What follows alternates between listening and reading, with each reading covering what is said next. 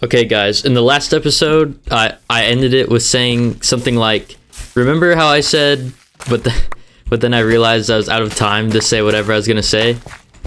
You know, the problem with that is I have no idea what the heck I was about to say. I totally forgot, bro. But I did watch, I did watch the episode to at least continue the story where I left off. And I'm pretty sure... So, yeah, okay. He's like, I'm pretty sure I already talked about what he wanted, which was Tupperware. And we go and follow, I go lead him to an employee, and then I go with him, like, we both are following the Walmart employee. And so he takes us to the Tupperware, and, bro, this lady comes up, this older lady comes up and asks him, the employee we're following, a question, as if we're not like already there. So he does that real quick, I guess. It's fine, didn't take that long, I guess.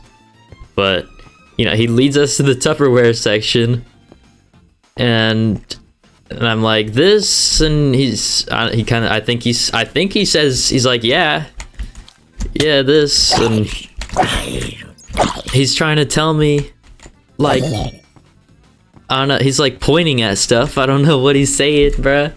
I don't know what he wants. Then he's saying something about his mom. Okay, so finally, I'm like, you know what? I'm pulling out the Google Translate. And it has, you know, it has this function on it where you can talk into it. So I press the mic button so we can talk into it.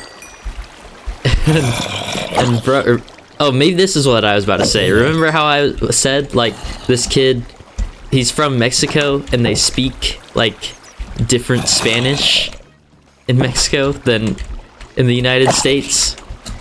I guess, when he spoke into the translator, even the translator didn't know what the heck he was saying. Like, it tried, I guess, but it said some completely nonsensical stuff. Which is weird because it's worked for my coworkers at work before, but whatever. I mean, that's how it went. That's how it went down. I'm just telling the story here.